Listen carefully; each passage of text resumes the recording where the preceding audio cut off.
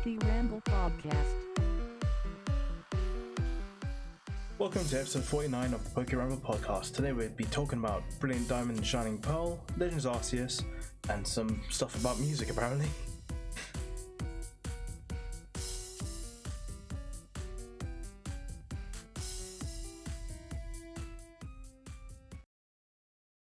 Yes, welcome to episode 49 of the PokeRamble Podcast. I'm your host Kamel, and joining me as always is the Battle Frontier brain himself, Amit.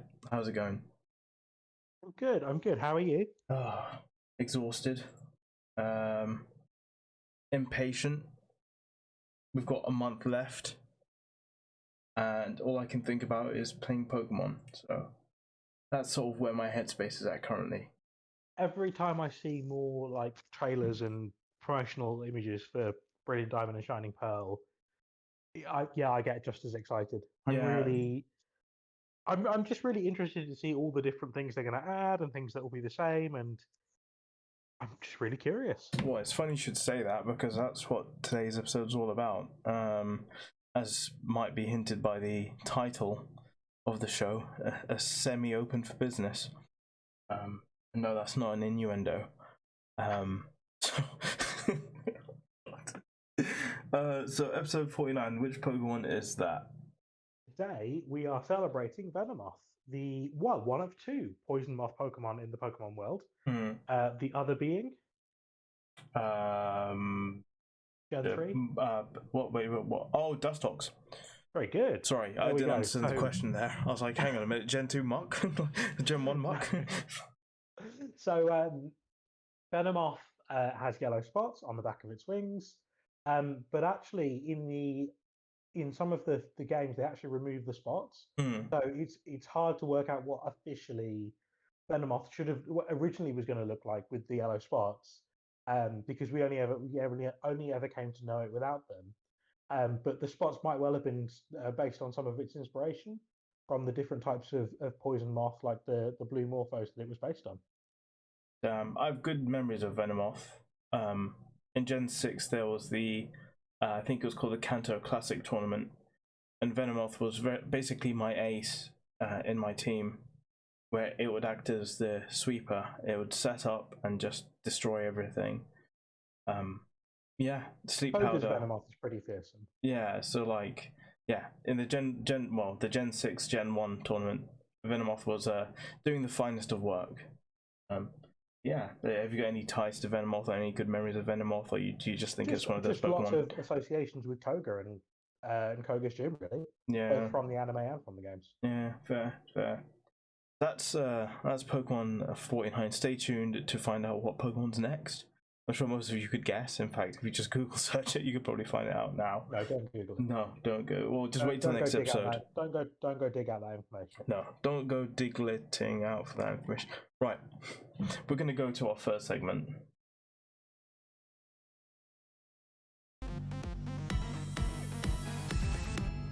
Yeah, this is a segment where we talk about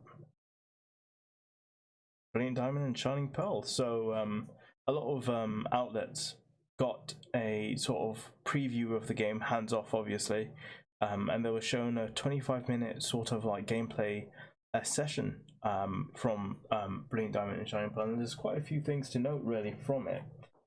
Brings clarification to something and illuminates us on others. But I guess the first thing was I was reading an article about it, and it seems like Ilka and the Pokemon Company were at points to stress that there was a ton of quality of life changes into these games. So whilst these might be like a faithful sort of recreation of like Gen 4, there's going to be a lot of quality of life things added to this game, and just at a basic level, are you happy with these quality of life changes? Are you happy they're bringing quality of life changes, or would you have preferred it to be as arduous as it was in the originals if they were going for a faithful recreation? I think now that we're so used to some of the quality of life changes, like not having to use HMs, I'm totally fine with the fact that they're keeping that kind of thing moving forwards. Don't get me wrong, right? It would have given everyone a good reason to use Bidoof. Yeah. Because let's face it, Bibarel is the ultimate HM slave. Nothing has ever come close, apart from maybe Palapa. But other than that, At least Pelipper's useful. Well, yeah, arguably. Have you never tried a simple B barrel setup? You know, It's insane. I never have. Talk me through it. Simple doubles all stat changes. Right. So if you use Swords Dance, rather than getting +2 attack, you get +4. Okay, so it's a bit like Woobat and Swoobat, who've also got like simple. It's the same ability. Yes, that's the same ability. Okay, I'm with you. Oh my god, people are not ready for Gen 4 competitive. Look, so, no longer a HM slave, but now it's just a gargantuan threat. Absolutely. Yeah. So I guess or if you're feeling really impressive, either like Bidoof.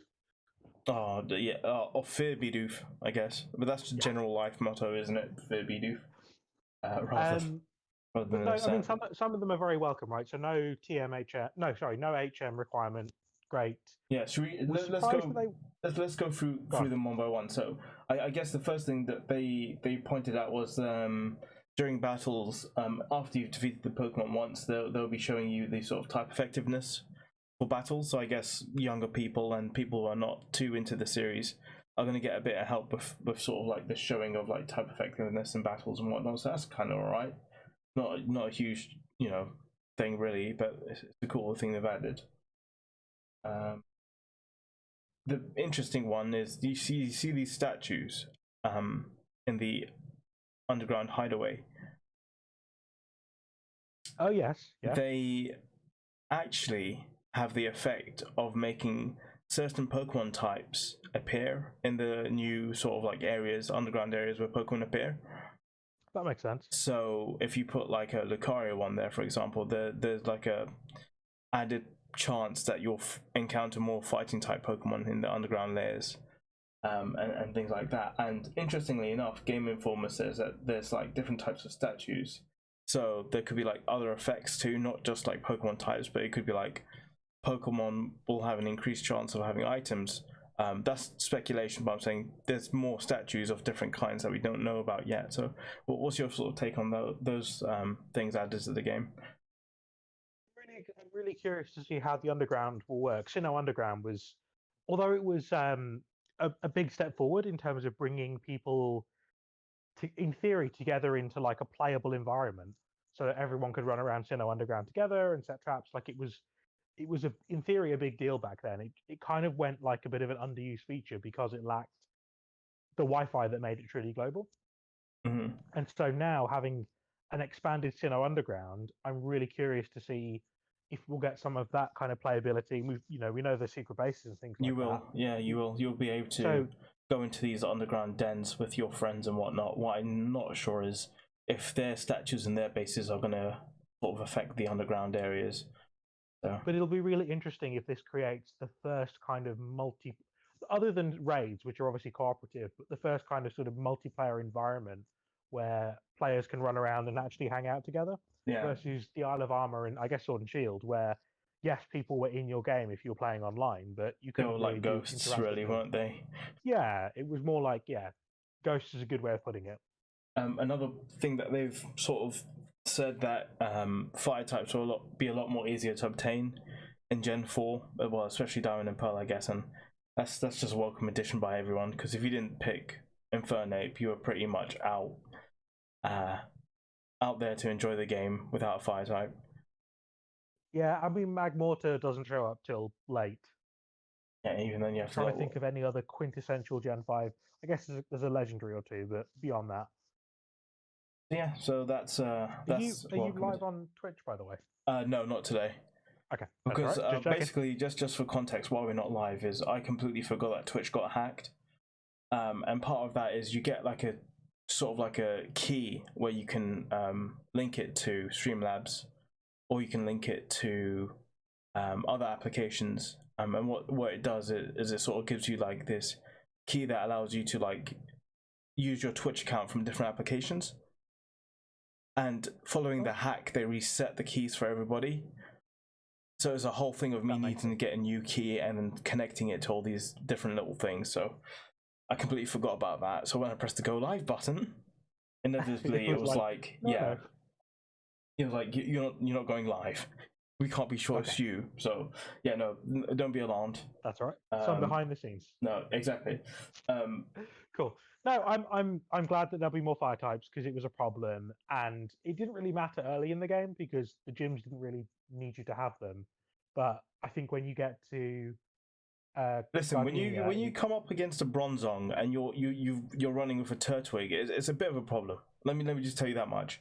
I was traumatized as a kid. It depends what ability it has, right? If it's levitate, then you're in trouble. If it's what is it? Heat proof? I think it might have been levitate because I don't think they didn't have hidden abilities at that point back in the day. Because I think hidden abilities Gen 4 wouldn't. They came later. Yeah, so like I'll be interested as well. Actually, now that we're talking about it, that's another thing. Like we know that Pokemon types are going to be adjusted. So like Spiritomb, for example, is no longer going to be the Scourge that it once was, and like Dragon types are going to be significantly more easier to deal with. But will some gym leaders, will some trainers have like Pokemon with different abilities now? Who knows? I hope so. I hope that they've slightly updated everyone's rosters and not necessarily made the game more challenging, because I feel like, I mean, especially now that we know about XP share, we'll talk about that in a minute. I feel like any tweaks to make the game more difficult are welcome. But it would just be nice to see, everything freshed up a bit and tweaked and polished rather than just a carbon copy of the original. Yeah, it's a shame that you can't turn off the XP share. But yeah, let's talk about that. I was watching a video today, and I didn't quite remember that by the time you finish the 8th gym and then get to Elite 4, the level gap is so huge that if you didn't grind, you would essentially fail to beat the Elite 4, or you would find it very difficult to. So this sort of makes it easier for the late game sort of grind. Yeah, I don't know how I feel about RPGs making it easier for you. I feel like one of the quintessential things about RPGs is that if you want to just go gung-ho through the story guns blazing, you'll have a harder time of it, but you can do it. Whereas I guess by making and bear in mind, like, there are other ways they could have addressed that issue, right? They could have changed the levels of the Elite Four. They could, there were other ways around it. But I just feel like XP share being mandatory. Yeah, that's the problem I have with it. It just removes the different ways of playing the game. Yeah. You can no longer be that kid who just leveled up their starter. That's it. Yeah. You can't learn from your mistakes. The entirety of Gen 3 with Blaziken. Yeah, no, I can understand that. Didn't use a single other Pokemon. Yeah. I mean, yeah, I think that's the thing, and I'm surprised that after Let's Go and after Sword and Shield, they still haven't. I don't know whether or not they've taken aboard feedback, or I just haven't heard enough people scream at them, but it should always be an optional thing. My only wonder is maybe you can avoid picking it up in the first place. Oh, yeah. Maybe. I hope so, actually, now. Oh, yeah, we'll see. That would be, if that's a loophole, then that's fine. The other thing to note that's come from Sword and Shield is autosave is back. But unlike XP share, you can turn this off. And I guess most people like myself, people who soft reset, that's getting turned off straight away. But it's a good option to have, especially in the era where, there's software issues left, right, and center with some games. So you don't want to lose all your progress. But I make a habit to save every half an hour or so. So it's going to be a huge feature that I'm going to miss. So I'll be turning that straight off. But what about you? Yeah, I mean, I turned it off when I played Sword and Shield. I mean, in theory, it's a nice to have if you're not super attentive to things like catching, legendaries that are perfect in nature, etc. But it generally feels unnecessary. Mm-hmm. I'm glad the important thing is I'm glad you can turn it off. Mm. Another little helpful feature they've added is that there'll just be like a waypoint marker to just help you to know where to go next if you're ever lost. So that's not terrible. I think that's a good feature to add for people, rather than having NPCs constantly up to you and like, oh, follow me this way. It's like, just open up the map and it says, oh, this is the kind of area you want to go for. No comments on that. No, sorry. I don't know why, but I suddenly went down this rabbit hole of thinking about how Cynthia would counter fairy types, because obviously they knew in the game, and I was like, well, then she just used Lucario. Garchomp. Like, yeah, Lucario also is a perfect counter, but then I Yeah. was like, is Cynthia inherently weaker in the Gen 4 remake because Yes, Fairy type now she is. exists? Yeah, she is. And that seems baffling to me. Yeah, no, But and that's the thing, and I can bet you this is going to happen right now. There's going to be articles being like, they made Cynthia easier. Well, not necessarily. It's just that Pokemon has changed, where we've got a new type now, and certain Pokemon have changed their typings. It's just the evolution of Pokemon. No, irony lost there, but it's that thing where, like I said earlier, like Spiritomb just didn't have a weakness back in the day, and now yeah, it does have a weakness, and so people are going to find their fight with Cynthia is going to be a bit easier, and some people are not going to really understand why that might be. She's still going to kick your ass, but not as often or effectively as she could before, essentially. Because Gen 5 Cynthia remains the scariest battle ever in Pokemon. with the piano and You're just happily going on a summer vacation, and she's like, "No, I'm going to wipe your team out. Bye." Wait for the Gen 5 remakes to relive that trauma. Oh god. The Poketch, as you can see in one of the screenshots there, can be pinned to the corner of your screen now. So obviously we had a second screen for the Poketch, and now it's something that you can pin or unpin at any given time onto your sort of like, I don't know, Switch or like HUD. Yeah, HUD's the right word, HUD. There you go, heads up display. So that's a cool little thing that the compromise they've made there. So you don't have to go into a menu to sort of like open up your Poketch, which is nice. Anything else? Oh, in battles, there's now a shortcut. Wild battles, there's a shortcut to access your Pokeballs. So, like in Sword and Shield, you can just press X and you can go to, throw a Pokeball or something, or choose a Pokeball to throw. That's just another little added feature instead of you having to go through your bags to find the Pokeball that you want. Yeah, I mean that's been in games for a while now, but it's a handy feature. Yep, and HMs via Poketch app. So like you said, we no longer have to catch a Bidoof. Instead, a wild Bidoof will now pop up out of nowhere and cut a tree for you and whatnot. So that's another really cool thing. We can now call Pokemon to help us, random Pokemon to help us. Really nice. And one of the best features in the whole entire world is PC Box open from anywhere. I'm not gonna lie, this is my favorite thing in the world. Just because it was super convenient in Sword and Shield. Yeah, well, just as someone like who's does a lot of like, I don't know, shiny hunting and Pokemon breeding, it's just so nice to be able to swap and change Pokemon out whenever you want to. So I'm very happy about that. Yeah, that's really all that they really covered in these previews that happened a week ago or so. It was quite funny because I wasn't aware that there were like previews that happened, or like a sort of event that happened. It just came out of nowhere really for me. We weren't really given an inkling from it, and I don't think Pokemon traditionally do something like this where they get a lot of the media. It is unusual. And, they get a lot of the media and say, okay, here's a 25-minute video. Have a look at this and enjoy and spread the word. So I think it's maybe they're trying to, because it's developed by Ilka, they're just trying to make sure that people are totally on board with these remakes and buy the game. But yeah, it was a strange thing to say. Usually you just have Pokemon presenting to everybody rather than just a subsection of the media, but here we are. Yeah, but do you know what? I think it's generating. I think what the nice thing about it is that if you didn't want to see it, you didn't have to. Yeah, but yeah, it's penetrating different audiences, which is good. Yeah, I think that's all really for Pokemon. I mean, I'm still very excited for these games, and I cannot wait till the 19th of November. So roll on then. Yeah. We'll move on to our next section.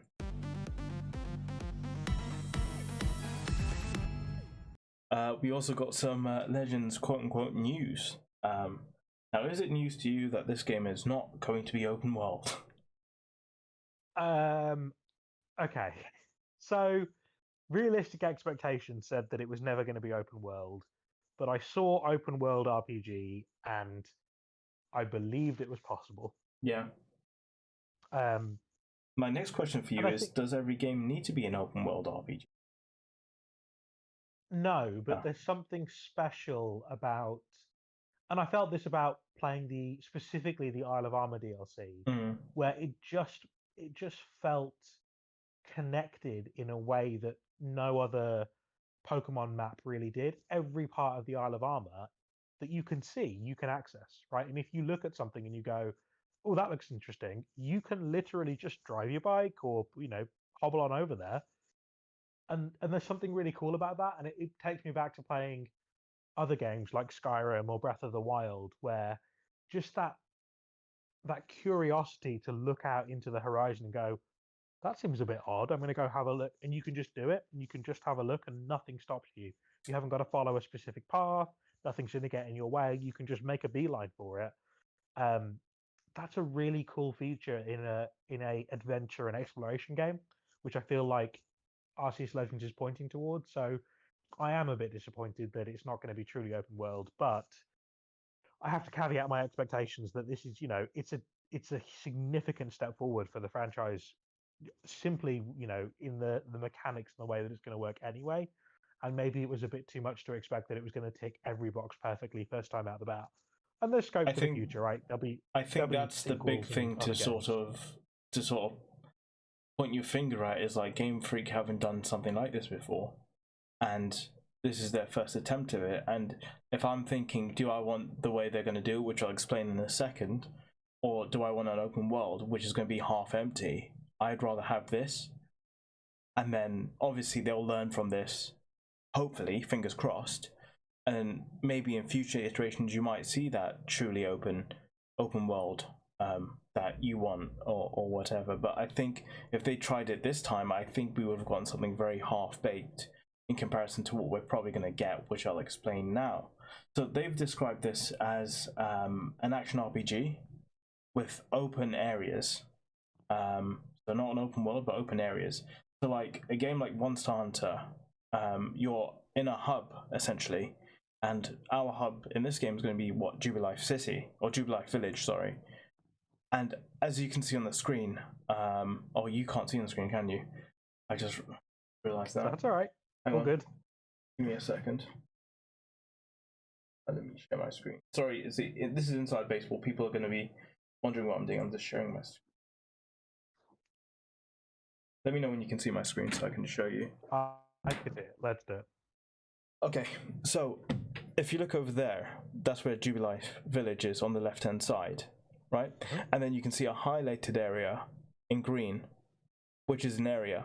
So you were talking about Sword and Shield, and the Isle of Armor, where you could, go into different areas that you can see and whatnot. This is what's going to happen in Legends Arceus, where you can see that highlighted area there, and on the right hand side it shows you like a bigger, like zoomed in version of that highlighted area.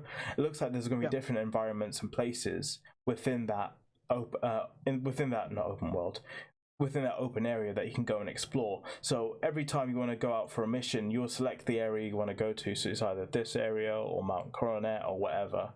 And then once you're in that area, you'll be doing that thing of exploring this open area. And that's the kind of way they're doing it, the Monster Hunter style, where you decide this is the location I'm going to go to, and then you get to that location and, the world's your oyster in that effect. I think I quite like that.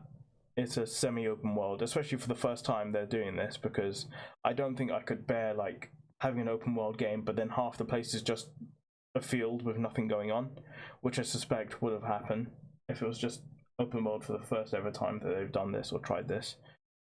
Yeah, I mean, I don't know whether it being the first time is enough of an excuse for me, only because Well, think of it this way. What I'm trying to convey is that these are developers, right, who are used to making these sort of linear games, right? And if you just suddenly have the same team, have the same staff, work on a fully open world game, do you think they're going to knock it out of the park first time running?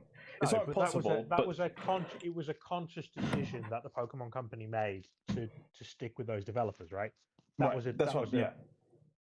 And they didn't have to, right? They could have easily picked a different developer who has experience with open world games or open world RPGs, right? And they chose not to, and that's fine. And I'm sure that the game is going to be, have some elements that are way better for it by sticking with these developers, and not so much because they, and it will be limiting in other ways, and that's fine. But obviously, it was marketed, or at least it seemed to be marketed as No, this was an assumption people made, and that's the problem. And this is exactly what I was trying to point to when the game first came out. And this is why I've started to get more excited the more I learn about this game, is the fact that people heard a piano, people saw an open field, and straight away, without the Pokemon Company saying anything, they made the assumption that this would be Breath of the Wild, and it just wasn't going to be. And now people are upset by it. I just don't understand it. Yeah, but again, there's conscious decisions, right? There's expectation setting. There was some very no. But that's intentional- no. But people set their expectations based on what they see. It's not the Pokemon Company giving people that expectations. And I'm one of their biggest critics, but I can't blame them for people making this kind of assumption. At no point did they ever say this was going to be an open world. So I don't understand. No. I'm not saying they ever said it was going to be open world, but I think it would have been very reasonable for someone to have looked at Hisuian Bravery flying over this big open area and thinking, and seeing some of the power. I'm not saying the shots for shot, the same as Breath of the Wild, but just seeing some of those stylistic things. There's that very iconic shot of the protagonist looking out on Mount Coronet, right? And I think those kinds of things just make it. I mean, Breath of the Wild is not the first game to ever have that shot in a video game either. No. But it's in people's consciousnesses, and it's in people's consciousness because it's Nintendo and because it was a very recent, very successful title. Exactly right.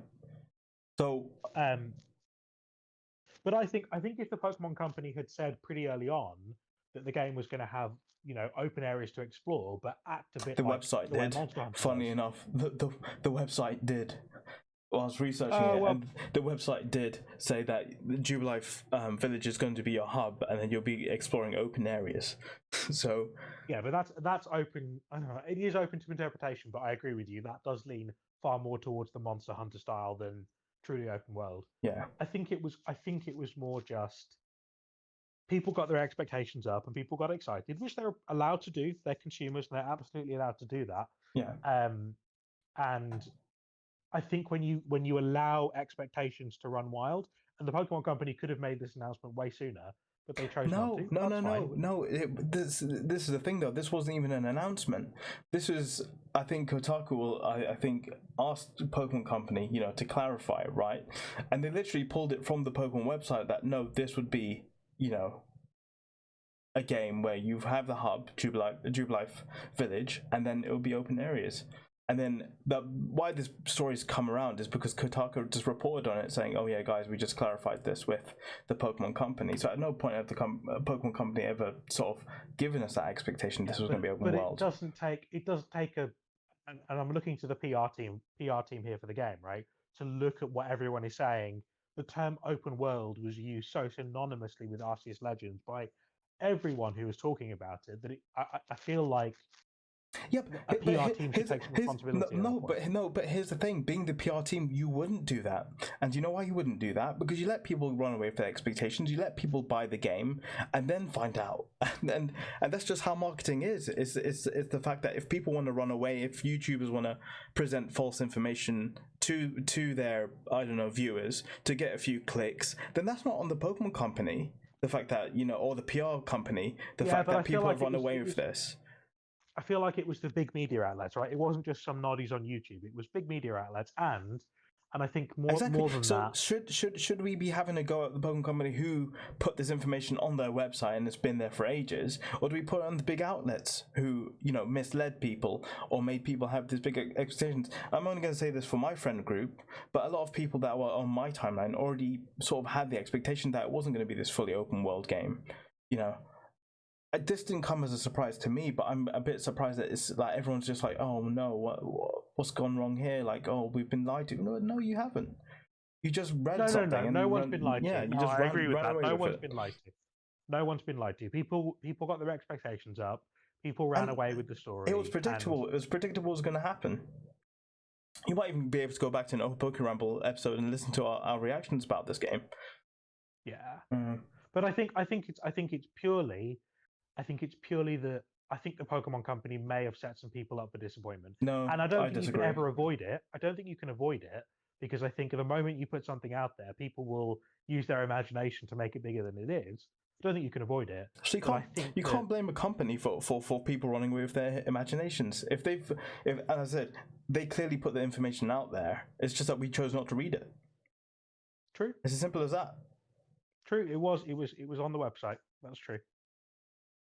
I think the other thing people need to. I think the main takeaway. Yeah. I think the main takeaway though is that it sounds like if they're going for the Monster Hunter style concept, where there'll be smaller worlds within the bigger world where you can travel to.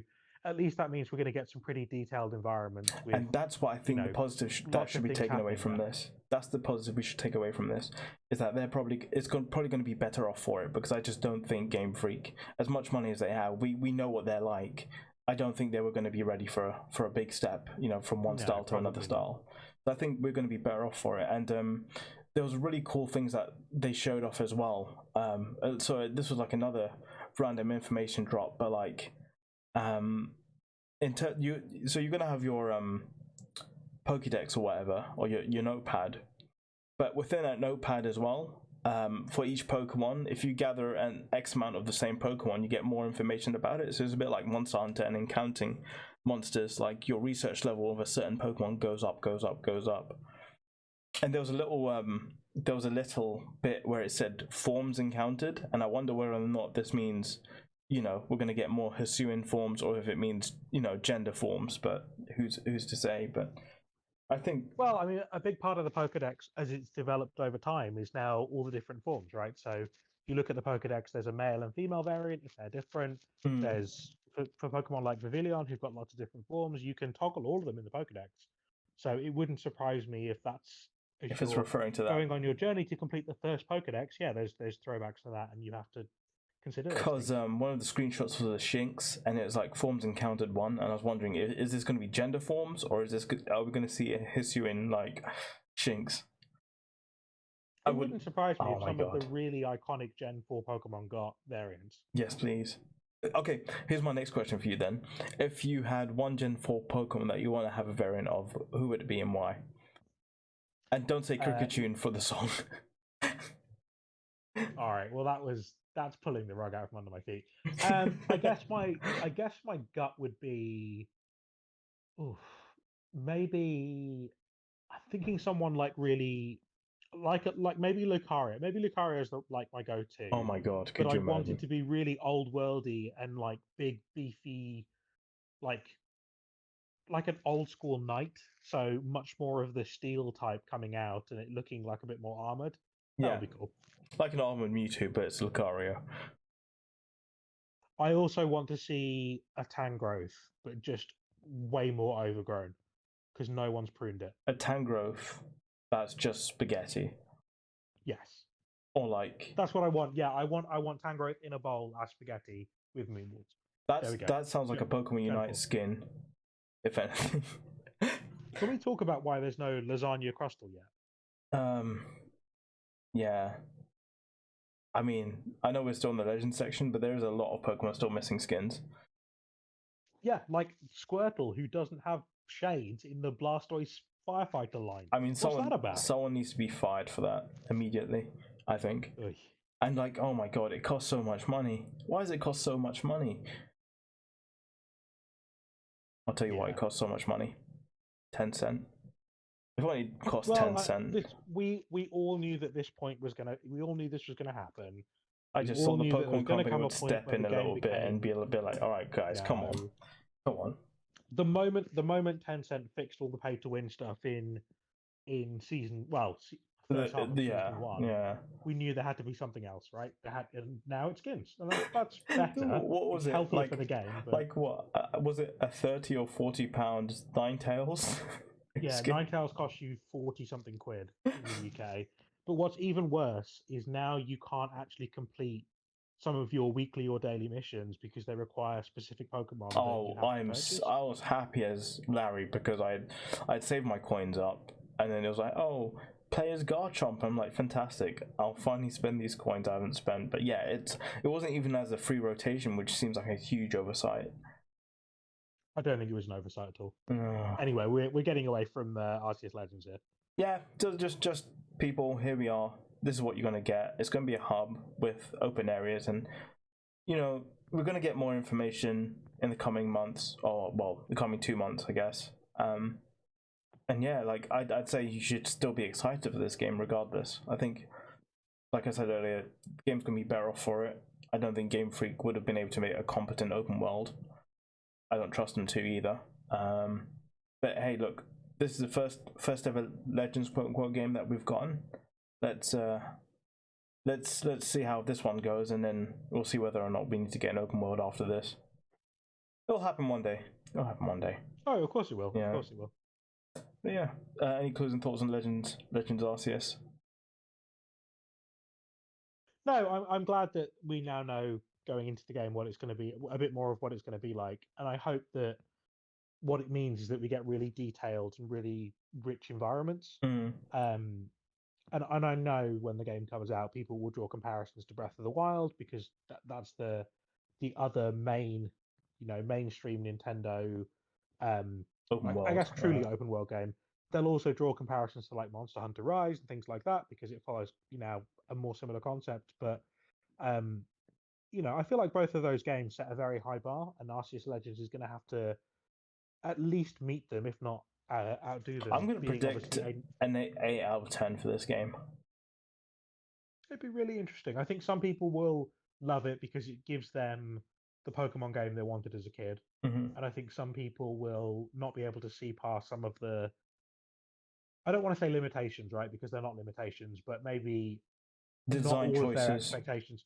Well, maybe not all of their expectations are going to get fulfilled in the first game of this nature, which is fine, right? That's life. But one game was never going to go from sort of the mainstream RPG to With a linear RPG is probably the best way to. I mean, coming off Sword and Shield, it's just when you think about it, thinking how linear the game was, it's not even funny, was it? There's no such a divergence. No, and some games handle it better. And actually, Pokemon games in the past have handled it much better. Sword and Shield really didn't bother doing anything other than sending you down a single path. But it's we'll see. It's Arceus Legends is a step in the right direction for people who are interested in this genre of game. Let's wait and see what we get. Yeah, fingers crossed it'll be good. And we'll go to our final section of the show.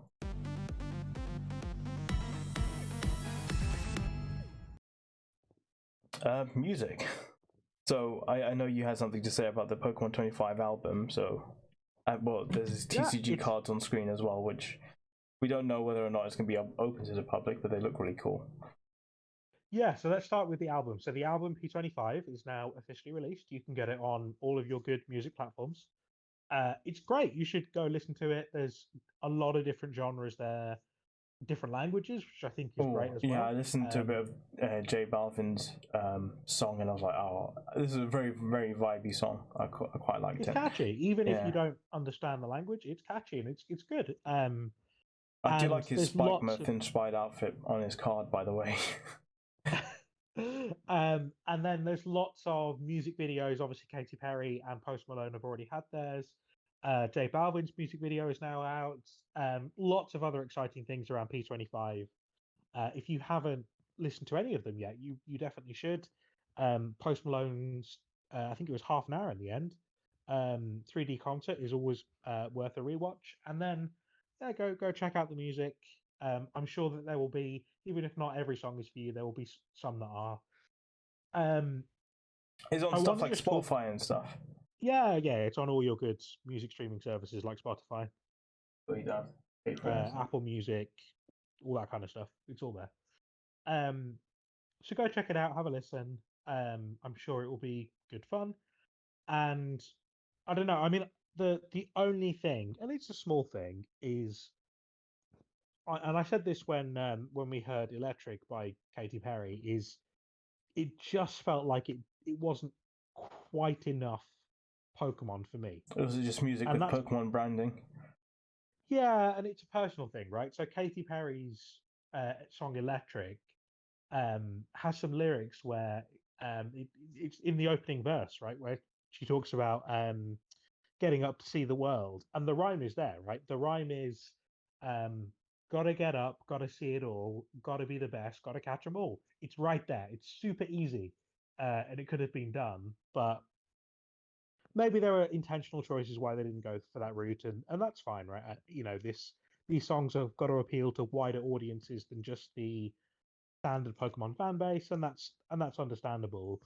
But as a celebration of 25 years of a franchise, I was just hoping for a little bit more of than Pokemon dancing in the Do you think background they in could have music had a videos. picture of like Agumon on the front of this album cover and you'd be none the wiser? Yeah, it's just the music videos have got Pokemon in the background, and that's nice, but it just feels like they missed a trick. It It's not doesn't they're not seem like Pokemon something for us songs. to celebrate. This could have happened at any other given year, I think, and Katy would have Perry's been like Katy nice. Perry's Electric comes the closest, Hmm. but these are not I for think me. J They're not Balvin's Pokemon also songs. had a bit of Pokemon in the background as well, like as in the lyric Pokemon, like repetition, but that was it. I'll Yeah. have to listen to I'll have to look up the translation for the song. I've not looked it up yet.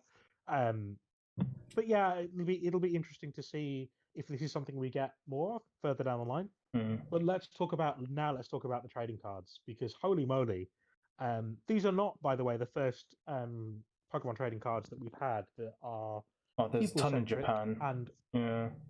well, that are people centric and not Pokemon centric. We've had the infamous Inumanaki. I'm going to say that wrong. Mm. Imunaki, I haven't even got which it in front of me, confuses but I know Pokemon. exactly the guy in the costume, right? From Yeah, who the confuses your TV show. Pokemon. Yeah. Yeah, and there's other examples as well. But they're really cool cards. And I hope that they get a promotional release, whether it's with physical copies of P25 or in some other way. They're cool cards, and I imagine a lot of people would love to have all three. And tell people what Uh, the cool detail is with the numbers at the bottom. yeah, so the set numbers are each individual's birthday. So Katy Perry's, I think, is 25th of October. And I don't know the other two off the top of my head, but yeah, each of the what would normally be the number within the set number is each person's birthday. And we do know that J Balvin has got a physical copy of his card. We assume Post Malone and Katy Perry do as well. So maybe they are just one-off specials for those three people as thank yous. It would have been nice if they There are included it within the album as well, the physical copy. Yeah, physical copies of the cards within. That's probably the what probably get me to buy it. It's funny Well, enough. I think for a lot of people that would have been the reason they bought it. But the cards are just a little bit off, so the text centering is in the wrong place for a Pokemon V card. Mm. So there are little things here and there that point to these not being standard cards. I can't remember actually if I don't think I looked it up, but I will check now whether they had regulation marks. Because that's always a big giveaway as well. Regulation mark being. Yeah, they don't. So regulation marks are the letters we're currently in set E, which denote which cards are legal in the standard format, Mm-hmm. and these cards don't have those regulation marks. So it seems unlikely that they're ever going to Wasn't get rated E for everyone. a wider release. Well, Unfortunate. it's sad because I would have loved to build like a Katy Perry themed deck or a Post Malone deck, but I guess we are where we are. Yeah, well, be in the comfort that you know you're not going to be put down by Katy Perry or J Balvin or Post Malone. I literally want to make decks specifically so I can be like, Katy Perry just kicked your butt. But hey, here we are. Talking of our butts being kicked, let's move on to the next section. Where the Helioptile's Pokemon sleep. This is something that we could both use right now. We're a month out from a Pokemon game, and I'm just tired of living at the moment. Is that what we're going with? just bring on Pokemon now. So here's the I'm not tired of irony living, by the way. Just a joke. The irony of P25 coming out is I have been more excited than ever and raving and jiving to all the different songs. So I'm about as far away from Pokemon Sleep as I could possibly be. And it feels like an odd choice for the Pokemon Company, given that Pokemon Sleep is going to be the most important game they ever release. To give products or to sell products that are completely counterintuitive to the purpose of Pokemon Sleep. Do you know, so we were talking about... There's strategy directors in the Pokemon Company who need to get their shit together. Yeah, because wake up. Yeah, the whole strategy of the Pokemon Company right now should be Pokemon Sleep. So if it was lullaby music, that would make sense. But no, we've got a bunch of bangers. We were talking about expectations earlier on, and when we see something, we inherently put an expectation on it. Well, if this game doesn't come out and improve my sleep, or at least enhance it, I'm going to feel like the most robbed person in the world. And they haven't said what it's actually going to do. We assume it's going to be monitoring your sort of night sleep and whatnot, and getting statistics on it. But if I'm not sleeping and catching Pokemon in my dreams, I'm going to be sorely disappointed. That's what I'm saying. Pokemon Sleep. I want Pokemon Sleep to turn my dreams into augmented reality, where I can actually catch Pokemon and live out the life of a trainer. Then it'll be E for everyone, because everyone's going to catch these hands. Yeah, nothing about my expectations are too high. Yeah, I think when it comes to Pokemon Sleep, you can't have a high enough expectation with how long we've been wanting for these details. That's true. Oh, Pokemon Sleep, where are you? We need you now. I need a Pokemon Sleep hero. And then our last section. What's the unknown fact of the week for this week? So the unknown fact of the week this week is that there are only, or as of Generation 7, there are only 3 Bug-type Pokemon that can learn the move Fly. Despite there being numerous Bug-type Pokemon who are either airborne or have the flying type. Right, if you tell me that Scyther cannot learn Fly, I'm going to cry. Yeah, Scyther can't, Scizor Oh my can't, god. Scizor I can understand because it's a bit too, maybe a bit heavier than a Scyther. It literally has wings. Tiny wings though, they're not huge.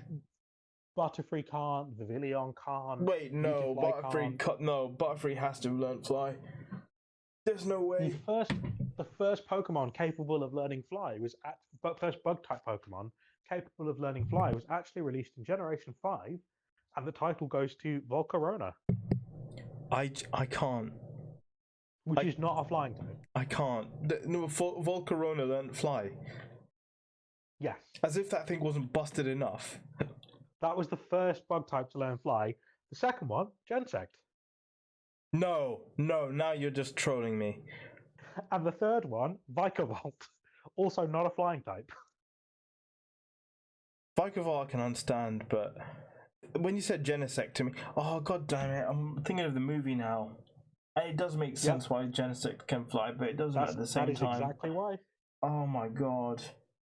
So yeah, if you have a Butterfree, or a Beautifly, or a Vivillon, don't let it get too high in the air because it can't fly. I feel like this has been a massive oversight by the Pokemon Company.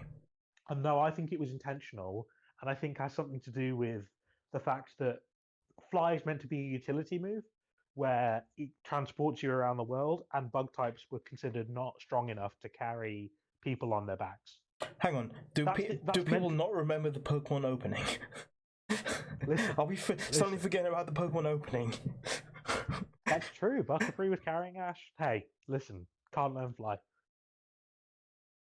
Oh god. And everybody says I'm pretty fly for a bug type. And that's the end of the episode. Emma, do you have anything to say before we go? I don't think so. I'm excited for Pokemon Sleep. Yeah. Obviously. Yeah. I always am. Is it going to come out today? Is it going to come out tomorrow? Is it going to come out next year? Is it going to come out ever? Who knows? I've got my celebration tins, which I'm super excited to are these the mini tins? Yeah, I got Gen 2. Oh my god, I have a great story about the Gen 2 mini tin. Okay. I went to the local store, right? They had 5 boxes of mini tins. Mm-hmm. So I said, and they were behind the counter because obviously all the Pokemon cards are because they get stolen. So I said to them, do you mind if I have a look, see if there's any Gen 2 ones? Because I was looking for a Gen 2 one. And they looked through them all, and the people were like, no, I think we've sold all the Gen 2 ones and the Gen 1 because they were really popular. So we went through the boxes. There weren't any. I was like, hard luck, but I guess it is what it is. Walked out the store, walked past the window, and there's one in the display. Right? So there's a box on display, and there's a Gen 2 one in the display box. So I go back into the store and I go, you've got one on the display. Can I buy that one? And they're like, absolutely. So they call the manager down. And the manager's like, fine, I'll open it. I'll go out into the shop window and I'll get it for you because it's behind like a wall. It's a big deal, right? So she Pokemon opens the fans, what wall. are they like? She opens the wall. She's like, but before she does, she's like, "There's no way I'd have put a Gen 2 one in the display case because it's really popular, and we would have wanted to sell it rather than keep it back there." And I was like, "No, I've definitely seen it. It's definitely there. Can you grab it for me?" So she goes out to grab it, and she comes back from behind the wall with 7 mini tins in the box. And I was like, no. There were 8 in the display, and she's removed the Gen 2 one. So she's then in the shop trying to explain to me, no, there's 7 in the box. And I'm like, why would you put a half empty box in the display window? You put a full box out. And she was like, no, this is all there was. And we had this argument for about 30 seconds. And then I go, do you mind if I go and have a look in the shop window? And she's like, no, I can't let you out there. And I won't back down, right? So I'm standing my ground.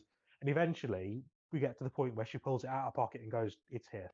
And I was like, what? And she just had it in her pocket. She literally pocketed it rather than admit she was wrong. And there's like 3 or 4 other people in the shop, like workers and. Do you reckon that onlookers. she like, you know, thought she'd take a Gen 2 tin home with her, and then, you know, she was off that day, and then when she got to the office the next day, all of them had sold out, and she's like, oh, she's fuming because she wanted the Gen 2. Yeah, either she wanted to scalp it, yeah, or more likely she just didn't want to admit she was wrong. Right. But hey, I've got my Gen 2 tin. I have a good story behind it, and yeah, that's a never go to kids store. What is it? Kids World? Kids something? Kids stuff? Hey, kids but stuff. That's listen, if you want to sponsor us, I'll be happy to kick Amit off the show I'm not, for like you're not 2 sponsoring us. It's for 2 episodes, 3 episodes. If you want to give us a bit of money, I'm totally down to give you a shout out. Look, if it's £3 or £4, I'll take it at this point. That woman owes me 5 minutes of my life back. And that goes for anyone else who's wronged me in the past. Look, if you pay me a bit of money, I'll shout you out. All right, well, I'm not selling out. Yet. Just wait for the opportunity. True. And that's the episode right there. That's how we'll end it. Oh, God. Are you ever going to step foot into that store again? Hell yeah. I didn't do anything wrong. No, I just thought out of principle, I'm never coming to this establishment again. No, the opposite. On principle, I am absolutely going to go there regularly. Yeah, you're just going to be like, not even buy anything, just stand around. The thing they hate the most, just people just standing around looking about and just doing nothing. Yeah, just to show my face and be like, yeah, I'm here. I'm not embarrassed. What's that? That's I don't want to say the word because obviously I try not to swear too often. But it's like beep. I lived. Like that's the meme right there. Yeah. Cool. Well, I'm off to make a cup of tea. Are you doing anything fun this evening? I think that's me for the evening. I go to bed. So that's been an episode of the PokeRamble Podcast. What have we learned today? Don't have expectations for things until we're told what they are. And yeah, don't fall for the clickbait. Apart from our clickbait, because we need views. Yeah. Don't lie to me because I know you're lying. Yeah. No, it's okay when we lie to you, but if it's the other way around, you got another thing coming. Yeah, and stop putting tins in your pocket. Yeah. Hey, Amit. Yeah. Here we go. Go on. Is that a tin in your pocket, or are you just happy to see me? On that note, all right. Till next time. It. Bye.